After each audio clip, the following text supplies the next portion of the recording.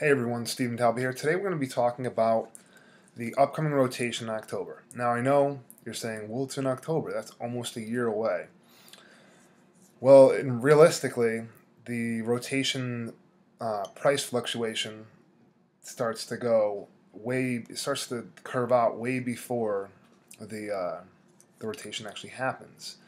Usually sometime around summer, people start realizing, oh my God, these cards are going to drop in value next set, let me get rid of them now. Well, people are already having that same idea. So what I usually do is about March, April, I get rid of whatever I'm going to get rid of at the highest price it's going to be.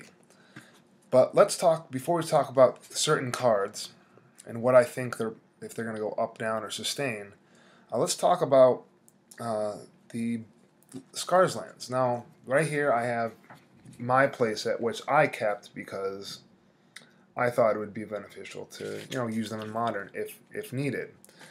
The green-white one, the Razor Verge Thicket, which is right here, basically is the lowest right now. It's not seeing much play in Modern. It's just kind of there, and it's $3 on Star City, which is already an inflated price because they sell things very, very high.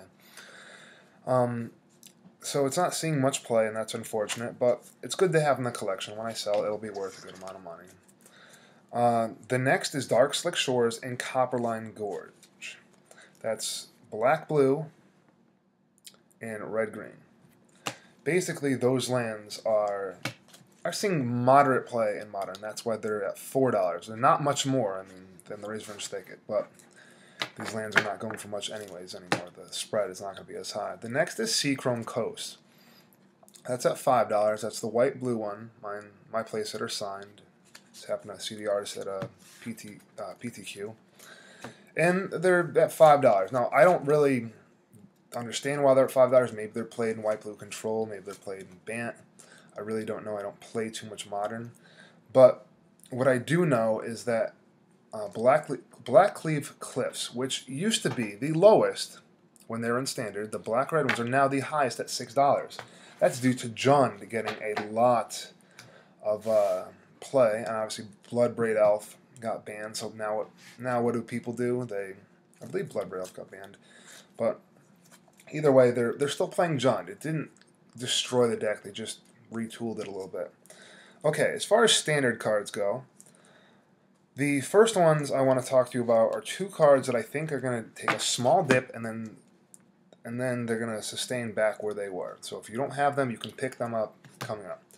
They are Terminus and Temporal Mastery. They're played in Legacy right now, and obviously they could still be played in Modern, but they're played in Legacy. Terminus is, in my eyes, a little bit more realistic. You're going to see a lot of White Weenie, White Weenie decks probably fearing that card.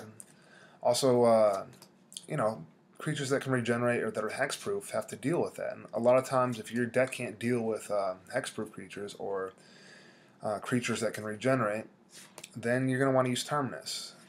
Right now in Standard, Golgari Charm and Boros Charm shut off Supreme Verdict. They basically say my creatures are regenerated or blah blah blah, they're indestructible till turn.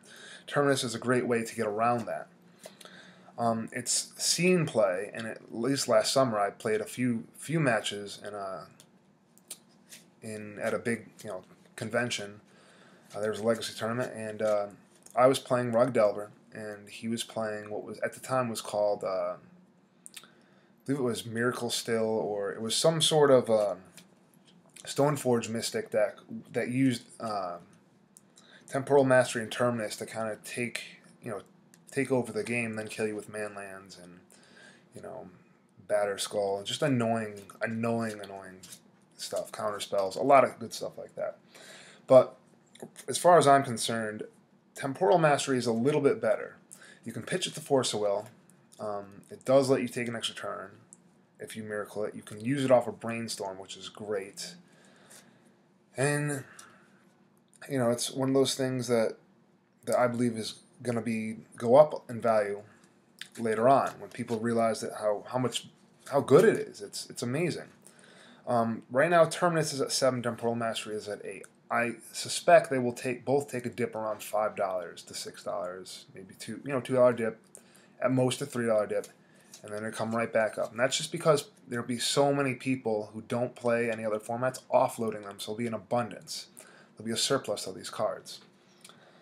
The next card on the list is Geist the Saint Traft.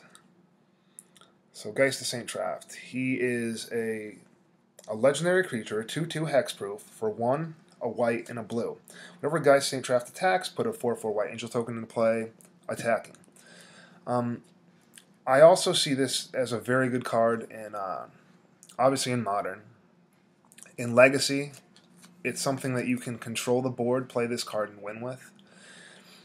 In Standard, in Vintage, it actually could be a viable win condition, assuming you're playing a control deck. Now, generally, I wouldn't play, try to aggro my opponent out in Vintage, but it has happened before. I mean, there are very few Vintage tournaments, and a lot of people don't have most of the cards, most of the power, most of the old expensive cards. I do have a few power, and I'll show you those at the end of the video. The next card I'd like to talk about is Snapcaster Mage. Now, this card, there's a lot that I think will happen with this card. For one, it's already being played in Legacy, and possibly maybe as a one-of in Vintage.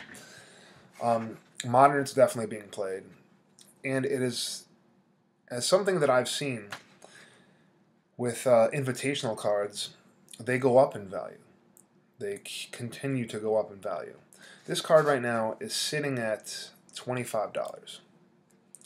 It is going to probably not drop much at all. People are going to offload them if they don't want to use them, and people are going to pick them up at 25 bucks, or maybe more, because people want them. As soon as, it's Innistrad right now is obviously, you can still get some. Like Ravnica, it was definitely overdrafted and oversold, but the price on this card is getting better and better and better. It's just going to go up. I don't see it taking much of a dip. It's being played in almost every format right now. It is an invitational card, and let's see, the Dark Confidant went up, and I remember buying that card at $5 or $6, and I have my playset.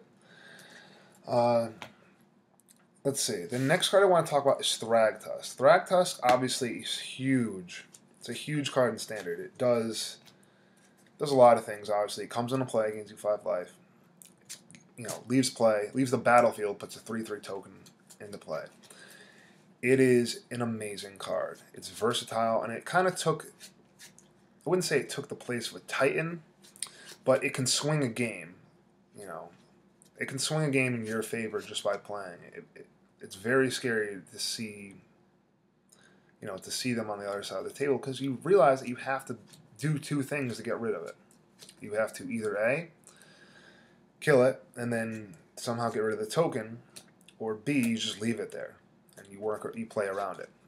Generally, playing around it is okay, but if you get the opportunity to kill it, you can. This card right now is sitting at $15, and it basically will go down in value, in my opinion. It's not seeing too much Modern play, and I definitely don't see it being played in Legacy and Vintage whatsoever. The card is just too slow for Vintage, and Legacy,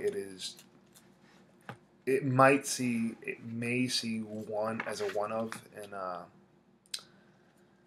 has a one-of maybe against Goblins in a Maverick deck in the sideboard. I mean, I really don't see it being played much. It just doesn't have that much versatility against the Legacy format right now. Next card I want to talk about, Gristlebrand. Gristlebrand right now is sitting at 12. I believe that is undervalued. We're out of, Legacy is not really a big thing right now. It's Modern. Gristlebrand may be good if you were to play like some sort of Reanimator style combo like you can in Standard, or even a Tron build with a one-of just to help, get your Emerald Cooler, whatever you're gonna play. Whatever build you're playing. Really, the only thing that you would do with Gristlebrand right now is get him into play and draw cards. He's just a 7 mana for 7 cards and 7 life, in my opinion. He usually doesn't get too many attacks through. And normally your opponent is going to either A, scoop to him, or B, ride it out, play around it, kill it, and hope to God that you don't draw what you need off of him.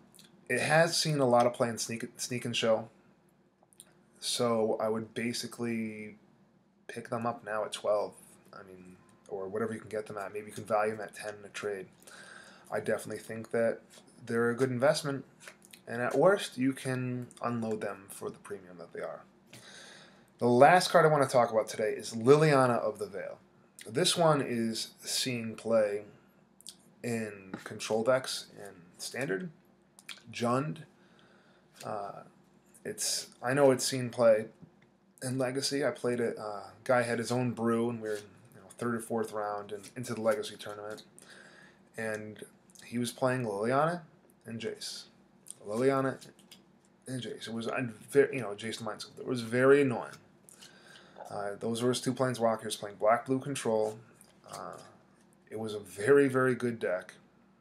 He actually ended up winning a Star City Open the following fall. This was last summer. Good friend of mine. But anyways, let's move on. Okay, those are my predictions with some of the hottest cards in the Standard. Now, Huntmaster is another one that's sitting at 30, I believe, 25. That one's going to go down in value. It's seeing moderate modern play, and it's not seeing much play at all in Legacy or in Vintage. So I would get rid of that card before people realize that card is not going to have any inherent value after it rotates. Now, I did say I would show you a few pieces of power. I have 3. Let's see. I have my Beta Mox Sapphire. I don't know if you can see that. It's a little beat up. It's a little old. It's rustic. It's got a little bit. I don't know if you can probably see slightly. It's got a little bit of a slight, I wouldn't call it crease, but a cracking on the card in the back. It's starting to get white lines doing this, but it's been sitting in here for a while. This card was pulled by a friend of mine, Ken. Sold to a friend of mine, Kevin, a few years back, and he just recently sold it to me. He got married and needed some cash, which is kind of cool. The other 2 that I have on me right now are an unlimited Ruby and an unlimited Emerald. Now, these are, I would say, the Emerald's a little bit better condition. This I would say slight play. It's got a little bit of dirt on the edges of some of the corners, and it is generally in good condition on the back. The Ruby is a little more beat up. The edges are a little bit frayed, more or less. But that's my power, and I'll see you guys next time on my channel for more Magic card reviews. Please subscribe and like it if you do, and obviously leave comments. I want to know what you guys want to hear about, what you guys want to learn about. I've been playing Magic since I was in elementary school. I'm 26 years old. I've been playing since 3rd grade, so you can kind of get an idea of how long I've been playing. I have a ton of stuff. I follow multiple formats. I play in multiple formats, and I play on Moto. If you guys ever see me on Moto, I'm Nova9, Nova9, and I normally just play limited. Come draft with me. All right, talk to you guys later. Bye-bye.